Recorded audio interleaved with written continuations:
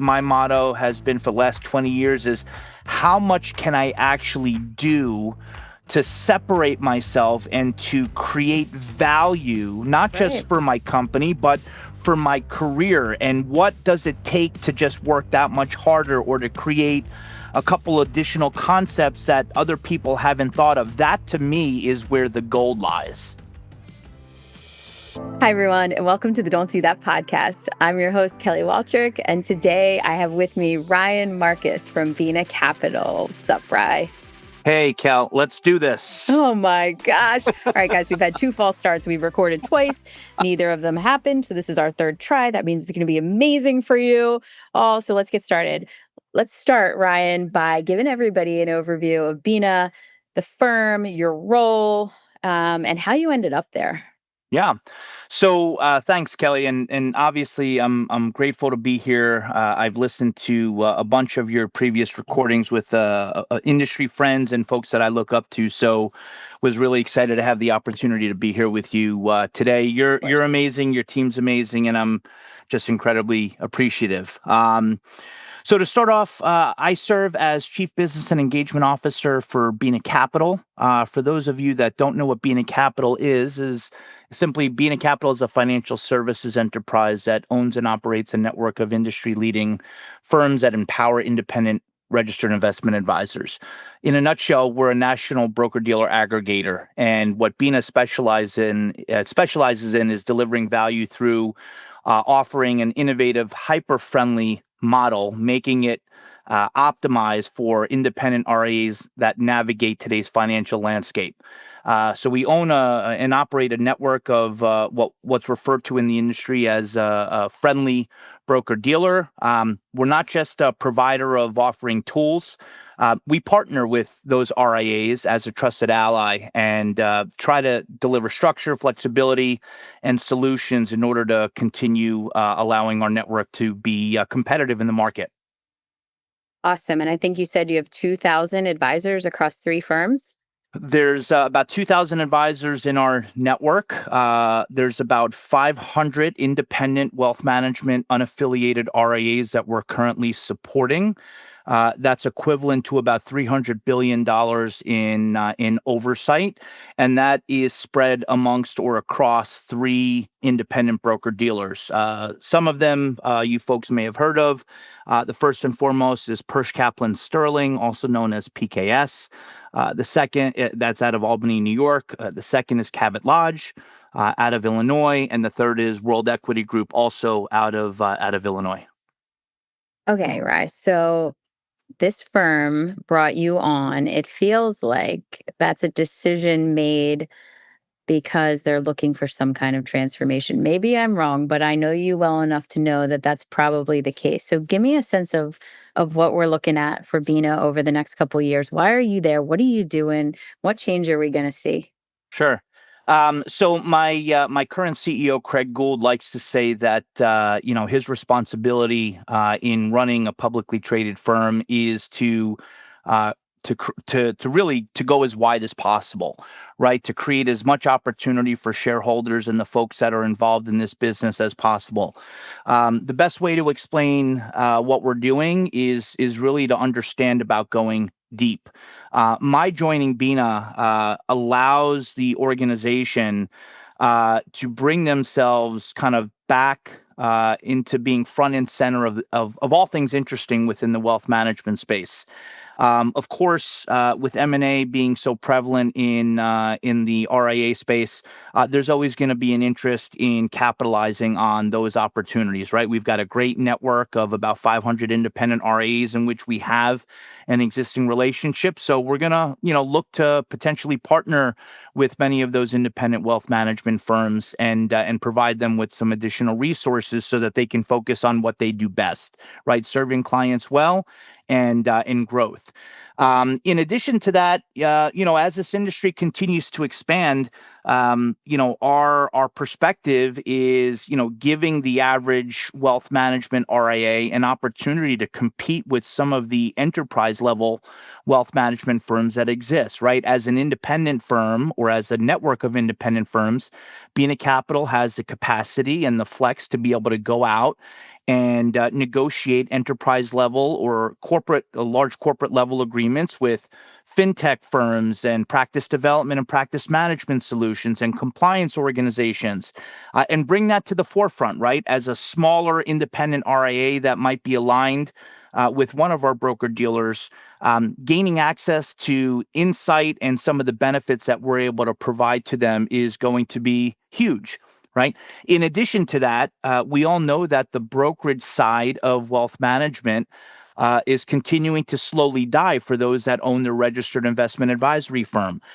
There are many circumstances where advisor may no longer want to be a registered rep or may not want to carry their Series 7 and may want to shed their business of their commission side of the business and become a true fiduciary. Well, we'll capitalize on that all day long and work with them and offer them a fair price to acquire ownership of that segment of their practice so that they can continue to do what they're really passionate about. In an environment or in an industry that's ever expanding, there's no shortage of accomplishments that I'm looking to participate in. And the structure that we have at Binah, being public and having folks from various sides of the industry kind of keeps us center of it all. And my responsibility is to bring that to the forefront. Awesome. Okay, so you and I met at your time at MarketCounsel. And hi, Bri, how you doing? Yeah, we're Hey, gonna talk Brian. about you. Oh, it's coming. Yeah, no, I think your time there was amazing, and the events that you helped to put on were wonderful. And so, tell me, like, what are you taking with you from that experience at MarketCounsel into your new role? Yeah, everything I possibly can, Kelly. I've been really lucky, not just working underneath Brian, but pretty much my entire career in having the benefit of pulling all of the positive attributes of people that I've directly reported to kind of create my own way of doing business. There's no one that I owe more of a debt of gratitude than to Brian. He not only gave me my first shot in this specific side of the industry, but he let me kind of hitch along for the ride in becoming his right hand man over the years, and just sitting back and observing everything from his business prowess to his legal expertise to the business savvy that he has. And I've really benefited from that. And although I may not have graduated from an Ivy League college, there's no better tuition than kind of learning underneath someone like that. So I've had the benefit of uh, kind of pinning myself as a utilitarian, right? Knowing things from the business development side of things, from the sales side of things, from the operations side of things, and having been exposed to that, to, working within the custody and the custody realm, and working with folks within custody, launching an RIA, and kind of getting my hands dirty and figuring out what are advisors always complaining about, right? It's really not that difficult. Well, it is, right? So I plan on taking all that I've learned, not just through MarketCounsel, but within the industry, and leveraging that knowledge. And, quite frankly, the folks that I'm now surrounded by, although just as talented as the folks at MarketCounsel, also come from different backgrounds. So I'm like a sponge. I always try to learn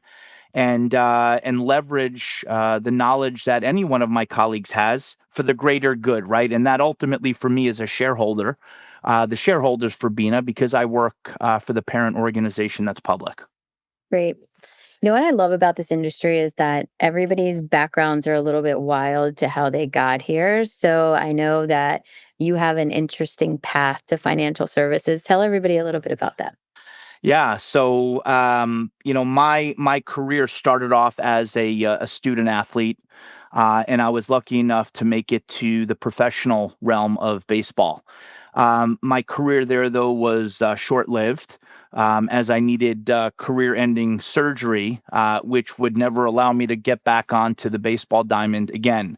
However, there's a lot of incredible life lessons that I've learned, and I'm lucky enough to be able to have played with a bunch of people that made their way all the way up to the major leagues. And by the way, what you don't know is the only reason why I was scouted at the degree that I had is that my catcher's father was a former major leaguer.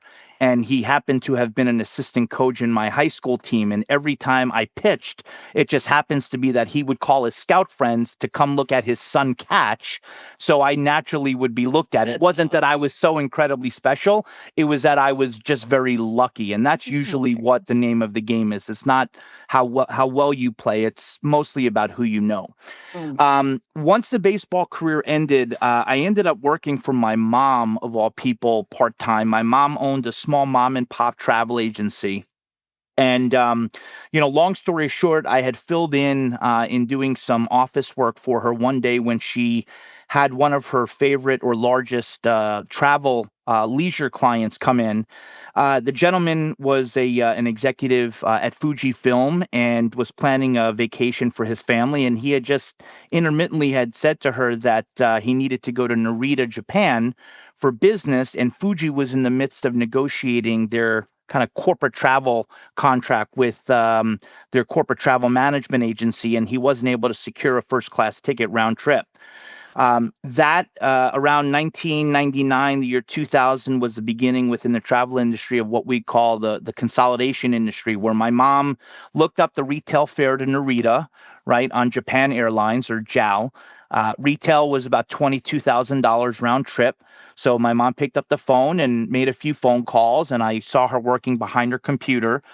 Was able to buy that same retail fare for $17,000. Turned around and sold it to this gentleman client for $18,000, and he was very happy about saving his company a few thousand. And something perked up on my mind and said, "Wait a minute! There's a wholesale industry right within the corporate travel, agency." If I can figure out a way to distribute this in excess, right, or in mass, there's a lot of money to be made. So I started a corporate division within my mom's travel agency. At the time, I was way too young to go out there and present on behalf of my firm and be taken seriously. So I hired some consultants to do that. We went out there and secured some investments and would post a bond with the airline and purchase first-class tickets internationally at bulk. And then we would turn around and sell that volume to the corporate travel management firms that actually had the clients to travel. And it was wildly successful until September 11th of 2001, when the travel industry came to a screeching halt. At that point, my uncle, who is a vice president of Morgan Stanley in Beverly Hills, suggested that I become a financial advisor based on the Rolodex that I was able to build up over the course of my travel industry career.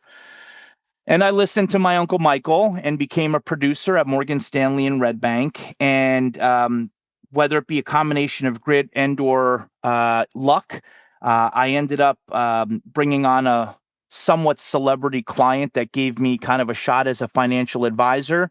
I grew the book of business, and that was, of course, until I first realized that the RIA space was going to be the fastest growing segment within all of financial services.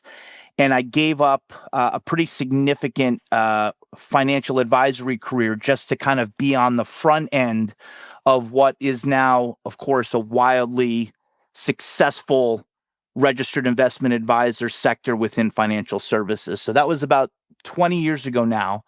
And, the path was non-direct, but I started off as kind of employee number 2 at RIA in a box after I left Morgan Stanley and Oppenheimer. And we talked about this, but it didn't record. The founder of RIA in a box at the time would always curse the name of Brian Hamburger in frustration that Brian's firm was so successful in getting the media attention and working with breakaways that after hearing it for the 500th time, I kind of looked Brian up and realized that it was the major leagues of the RIA transition space. So I took it upon myself to pester Brian for a good 6 months. And the rest is history. 13 years later, and a lot of hard nights and long weekends. Here we are today. Brian and I are still friends, but on April 30th, we just parted ways. And like I said earlier, I have everything that's owed of my success to him, just based on him being my mentor and kind of taking me under his wing for all this time. Awesome. So, inquiring minds want to know, are you going to bring your event planning prowess to Binah? I don't know if we call it prowess. Perhaps it's experience, and it's not the kind of experience that's professionally planned. Here's what I can tell you: in 2026, possibly as late as 2027. Binah Capital will very likely have a conference that invites not just those that are part of our network, right, underneath the independent broker dealers and the unaffiliated RIAs, but those that offer leadership within wealth management. So we're lightly talking about it at the moment, but that'll be one of the I'll get back to yous in a few months. All right, deal. I knew it. I knew it was coming. Love it. All right, right. So, one of the things that I've noticed since you've taken this new job and that I really love as a marketer is that you've embraced content creation in a big way. And it seems like you have a lot of topics that you're really passionate about. I'm going to start with my favorite and then I'm going to let you jump into Sure. yours. You wrote an article about how where you graduate from is not an indicator of success, but your grit. And I am such a firm believer in that. I gravitate towards the people who are, jump in when they're not asked and who find solutions when you think there are none. And I just feel it in my soul. When I was reading that article, I was thinking, yes, these are my people. This is what I feel and this is what I believe I am. So tell me about that. Like how do you think about that? What kind of people do you see being most successful in this industry? Yeah. Well, I just want to be clear to those that perhaps have read the article. There's certainly nothing wrong with being an academic weapon For sure. and going to a really prestigious college. I mean, my own daughter, was just at Stanford a few weeks ago touring Oh their my campus. gosh. So she's way smarter than I was, way more disciplined and way more mature than I was at her age of 17. But I've always found, Kelly, that despite what name is on a degree, it could be Brookdale Community College where I ended up. Those at least that I've experienced, those that are willing to get their hands dirty, those that are willing to work the long hours, those that are willing to skin their knees, those that are willing to come in when the owner or operator is not asking them to, just for the sake of the greater good of success. Those are my type of people. Sure, education matters, and sure, the diploma matters, and so does what name is on the diploma. But you can't teach grit, right? You can't teach perseverance. You can't teach stubbornness. You can't teach, even ego, right? And I perhaps have a little bit of all of those. I was a lousy student and I didn't take school very seriously. And I think I attribute that to just being a really good athlete and thinking that I can kind of skate through school. And that was not the case. I had every major, school scholarship taken away from me because I was a lousy student and didn't take the academic part seriously. That's part of why I'm so hard on my son, who is just like me, while my daughter is the polar opposite. But folks that I've really enjoyed working with, and those I think that have had a lot of success, aren't necessarily the ones that have had the Ivy League degrees. They're the ones that are willing to ask the tough questions. They're the ones that are willing to do what it takes in order to succeed. And they can come from any background. They could be any skin color. They can be any creed or religion. Those are my type of people, and that's just the way that I grew up. And I've been lucky enough to have mentors and bosses that kind of have the same philosophy. All I know, at least from my generation, right? I just turned 46 in August, is, work hard and everything else will kind of work its way out. We live in a generation right now where there's immediate gratification, right? Hey, I want that app. I'm going to get it now. Hey, I want to play that game, or I want the outcome of this to be quick. That could be challenging for me, although I want the same gratification quickly as well. When it comes to work and when it comes to career, nothing is going to give you that shortcut other than putting in the work and having skin in the game and being able to be okay with skinning your knees during the process. Yeah, I think we're about to introduce a generation of employees that are going to have a little bit of a wake up call figuring that out. It's going to be interesting to watch for sure. It will for sure. So there's a tug of war, right? There's a tug of war between like, in at least for me, in running a business in terms of like work life balance, because you want everybody to have it, but you also want people to realize that like at the end of the day, y- you have to show up and not just like the baseline, right? Like show up and bring the solution, show up and bring ideas, show up and think about the future, show up and step in for your teammate who needs you to do something above and beyond. Like my team is here today and a lot of them are listening to this, fortunately or unfortunately. The fact of the matter is I pay very close attention to that, to the people who step up and step in, like major attention to that. For someone that lived on the credo, such as myself, of getting by with the bare minimum as an adult, it's literally been the opposite. Yeah. My motto has been for the last 20 years is, how much can I actually do to separate myself and to create value, not Right. just for my company, but for my career? And what does it take to just work that much harder or to create a couple additional concepts that other people haven't thought of? That to me is where the gold lies. Yeah. So before you said, we were talking about diplomas as indicators of success. I'm sure you're on all over Instagram like I am. And I always see those things that are like, um, the greatest indicator of future success. There's a couple of them that I see all the time. One is making your bed. So are you a bed Yep. maker? Yeah? No? I am. Well, Okay. I am. Um, if I'm so. Long story short, and look, I'll It's a come yes on. or no Oh, no, question, no. right? Well, no. No, it's not, and I'll tell you why. Right. Um, although I'm married and I've got a great relationship with my partner, I'm a snorer. So Oh, often I end up starting on the bed, and then I'll get the proverbial nudge or occasional punch to where I'll end up waking up on the couch downstairs. If I'm allowed to stay on the bed, yes, I'll make it. But usually I'll end up waking up somewhere in my house on a couch where there's no bed to make. So it really depends on where I end that's up. hilarious. And Steve Waltrich can definitely relate to that for sure. You're 100%. my kind of guy, Steve. Oh my gosh. Okay, so the other one that I see all the time is um starting and doing chores really young. So in my house right now, we have an app. Have you seen the green light app for I kids? have. Oh Yep. my gosh, I love it. So it's like for those of you who haven't seen it, you can give your kids an app on their iPad and you can link your Venmo or your bank account or whatever. And so you can set them up with allowance. Now, my kid's only 5. So this is like jumping the gun a little, my husband tells me, but I need him to learn these things early on. So if he does his morning and nighttime chores every day of the week, on Friday, he gets a whole dollar in Awesome. his green light app.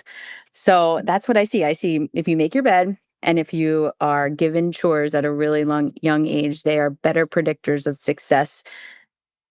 And the source is Instagram. So, it's questionable, but I'm going with it. So I've seen both, right? Yeah. I love the gentleman. I believe he has a military background that starts with, if you start by making your bed every day, that everything else in, Yes. throughout the day will just be easier. And who doesn't love a nice bed to go to sleep to that's made and really Yeah. comfy looking. For my kids, although my kids are a little bit older than yours might be, we've been really blessed in the sense that we don't really even have to ask our kids to do anything to contribute. And although, just like many kids, they're probably a little bit spoiled. We just bought a car for my daughter who's about to get her license. As a matter of fact, my wife just scheduled her testing to get her license. She didn't ask for anything. She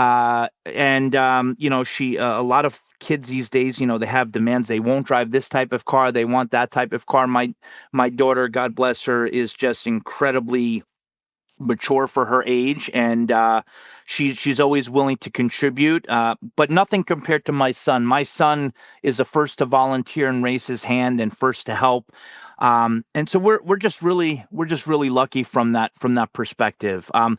I'll admit that they're really lucky too, in the sense that they don't even have to work to get an allowance; they just get it, or essentially get whatever they want. But every family kind of has their balance. But I did see the app where you give the kids a chore and you can connect your bank account to it, and I think that's great to start them off with work ethic so young. Yeah, well, my husband and I are still fighting about it, so we'll see how this shakes out. He thinks five is probably too young, let's be real. But Steve, I got an extra couch for you. yeah, he might need it. Okay. All right. So you have written some other really awesome articles. I know there are a couple that are near and dear to your heart. So tell us about some of the topics that you've been writing about that you want to share. Yes. So thank you for that. And this is an awesome podium to be able to bring that up. So for me, I have a nephew that has Asperger's. He's 22 years old, and he's a wonderful, smart, loving, kind individual. He's in college right now, a local college. He'll never have the benefit of living entirely on his own and be independent. And, over the years, as I've gotten to know him and as he's matured, there are a lot of areas that I've discovered over the years with the help of my wife, to where the neurodivergent community is just grossly underserved. We'll talk about the wealth management aspect of it, but even on the financial literacy side, my nephew, Kelly, can talk to you about every major period in American history or European history. He can talk to you about how quantum physics works. But what he doesn't understand, or perhaps what he wasn't taught properly, is if he walked into a grocery store, picked up a 30 cents lollipop, and the clerk told him it was $30, he wouldn't necessarily know that that's incorrect. Mm, Right. So my wife started me on this journey, as far as um, she's in the process of creating a nonprofit and creating a financial literacy programs for those that are either neurodivergent or have some type of neurodivergent malady, to where education is primary, right? What is the value of a dollar? How do you open up a bank account? What is interest? How does it work? What about currency and things of that nature? But then that got me looking into the wealth management component. And what I found shocking and, quite frankly, frustrating, is that with the thousands of wealth management firms out there in the United States, we've all seen firms that focus or cater to those that are of the pilot community, right? Or that are medical doctors or sports and entertainers, right? Where they're, focusing their services on those. Yet there's very little to no firms that are focused on those that cater or are focused entirely on the neurodivergent community. And part of what gripes me the most is, my own nephew stands to inherit an incredible amount of wealth. He couldn't step foot in a traditional wealth management office, right? Why? Because the lights are too bright, because the colors are not soothing on the walls, because there's yeah. too much sense and too many distractions and too many noises. There's no noise canceling headphones. There's no pacing track. He couldn't sit in an office and go through an hour presentation of financial planning. So there's really not that many firms, if any at all, that are hyper focused on not just creating the environment, but the curriculum of working with that. And what I find amazing is that with the great wealth transfer, um, 1 in 5 have ADHD these days, and 1 in 25 or so have autism, right? When you take those numbers and you attribute that to the great wealth transfer, that is over $5 trillion in wealth that will be inherited in the next decade by the neurodivergent community. And there's virtually no specialized services to cover that. So it's frustrating in the sense that my own nephew couldn't step foot in a traditional wealth management office and be serviced by someone that has trained staff to deal with the neurodivergent individual, right? Or have a curriculum for it. But at the same time, it's also the greatest opportunity in all of wealth management that has yet to even be looked at. So I've written several articles. I've been a guest editor for a couple magazines on it, but I really am intentional about bringing awareness to this cause, because who doesn't love making money and doing a good thing at the same time? Love that. It's it's interesting. I Until I read your article, I had never obviously thought about that, and I'm sure most people haven't. I feel like starting intentionally has been really eye-opening in terms of the focuses of RAs, because I have, let's say I have 15 conversations a week with a firm that wants to grow. The normal only prerequisite I get is how many millions of dollars of assets, right? Yeah. That is it. That's it. That's all they're telling me they're focusing on. And it's not a So that's look, not I a think it's not a strategy. it's It's not a winning one.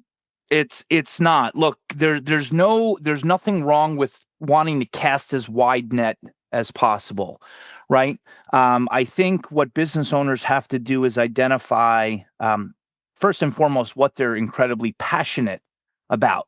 Yep. That could be anything. That could be serving the neurodivergent community. That can be serving adults only. That could be serving children only. That could be, a wide variety. However, I think, as an entrepreneur, people naturally think with their pockets, or their pocketbooks, and often they end up with tunnel vision as to how they can serve or what they can do in order to fill that pocketbook or wallet up. And you have to think outside the box as an entrepreneur and differentiate yourself. Technology alone is not going to do it, right? Your process is not going to do it. Your office location is not going to do it. How can you segregate yourself? Well, that's finding a niche that you're really passionate about and building a practice around that specialty. And for me, that's serving the underserved, just in general, not even just the neurodivergent community. So I'm really passionate about that and really hope to bring about change. I love that. Listen, if there's one thing that I have learned, I love your point about doing things that you're passionate about. I know that everyone is not that lucky, right? Um, but in becoming an entrepreneur and in getting older, I feel like the one thing that I think about on a daily basis is how short life is, and you need to surround yourself with people who you enjoy being around with, and you need to do things that you enjoy doing, or else like what's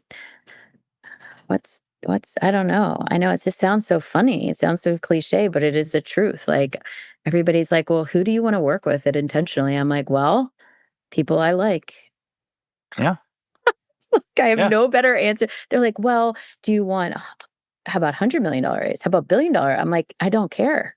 I want people that I like, who wanna grow and who wanna work with an awesome team to get there." I don't there's so it's I don't know. I am lately, maybe it's the ages of my kids or maybe it's getting older, but those are my prerequisites, like life is too short.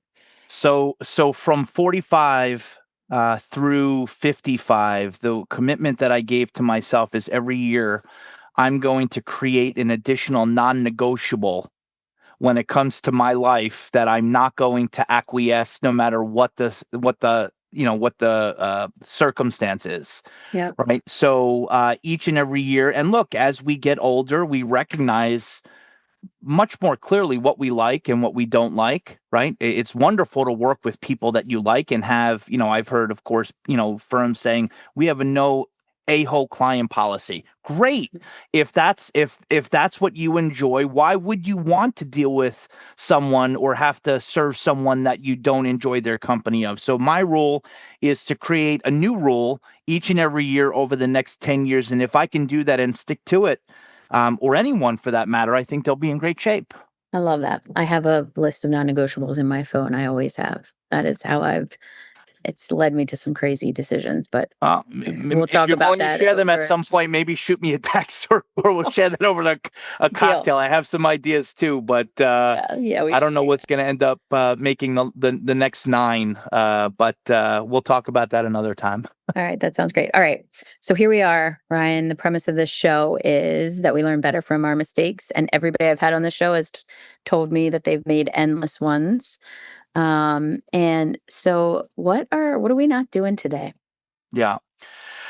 So I gave this a lot of thought, and of course, I wanted to keep things completely original for that purpose. And I'd say the what I'd want to convey to listeners out there and friends within the industry is never ever burn bridges. To me, relationships are the single most powerful asset that you can build. And if you treat them like they're transactional, they lose all value. Um, you're talking to a guy who's built his entire career, and there's an article that I just wrote yesterday. I built my entire career on engaging with people and attempting to build authentic relationships that are non-transactional.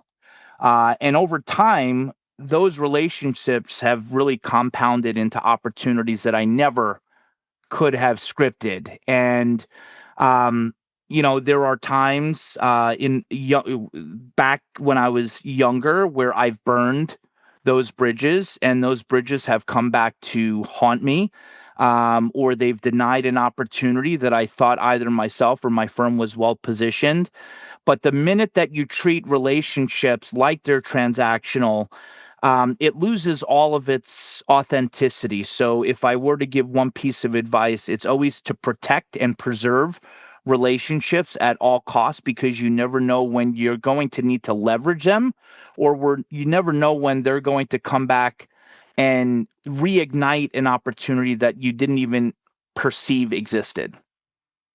I think that that's phenomenal advice, and I would agree. I think sometimes it's hard. Some people make it hard, right? So, like, what do you do when someone tries real hard to make the bridge worth burning? There's the devil on one shoulder and the angel on your other. Whichever one that angel's on, Tina Kelly. you just talk to the one that makes the most sense to you, and Yeah. hopefully instinct is right. Look, I think as we all get older, we recognize um, that the relationships are the cornerstone for running any type of business. And I'll say that never to burn bridges, but only those relationships to you that are worthy, right? So to different people, worthy can mean something different. But Yeah. if there are genuine feelings, or if there's any segment of actually caring about that person, I've never found taking advantage by burning that bridge is ever going to benefit me in the long term. So I've always attempted to preserve that trust in that relationship, and it's come back to pay dividends 10 times over. So whichever side your angel is on when that opportunity arises, and the bad one is suggesting that you burn that bridge, talk to the one that's in white. I love that. And you know what? It's funny. I feel like I ask questions in an interview process to try to figure out if people feel that way too, because I think how people talk about their previous employer is a really big indicator of the type of candidate that they're going to be for their new firm. And I always try to listen close. Like, are you gonna smash them? Are you gonna put them down? Or are you gonna use it as a moment to really, be thankful for the opportunity? And it's always interesting to see how that plays out. Well, I think a guy that kind of grew up doing business development and talking for a living, I think it's worth understanding and learning the value of shutting your mouth and actually listening to what people have to say. you don't have to say much in order to understand what others are thinking, right? You just have to shut up and actually listen to what's being said in order to understand either their perspective or what their objectives are. And that's something, again, that I'll, go back to Brian, where there's been plenty of times, earlier in my career where he's kind of nudged me to say, all right, like the business closing of that opportunity is done. This is all icing on the cake to help our cause. So, it's pretty surprising to me that if you just shut up and listen, you'll get what you need from most people. So Jack Sherry, on a previous Don't Do That episode, he said his goal is always to listen so hard that he burns calories. And I love that. Man, I got to call Jack because I'd love to figure that out. I've got a few to burn, but that's a great quote. Yeah, I think so too. All right, for everybody that's listening out there today, what we are not doing, per Mr. Ryan Marcus, is we are not burning bridges in our career, because you just never know where you're going to end up. You never know when you're going to need that relationship. And we find that those that build bridges instead of burning them get paid back tenfold, undoubtedly. So give us some advice on our way out of this podcast on how, and I think that you have been a master at this, at how you build bridges. You have to do it for business development, right? But more so for a successful career in this space, it truly does come down to relationships at every turn. Yeah, I think of one thing, and that's just being authentic, right? When you're authentic and you care for someone, even when there's not an opportunity, you're going to immediately build a bridge. There are folks that both you and I know that have either gone through some tough times or some illnesses, or didn't get that job or didn't get that promotion. It's good to be a human being, and it's good to show empathy. And although I've always been kind of a bull in a china shop, and I'm a big guy, I'm a softie at the core.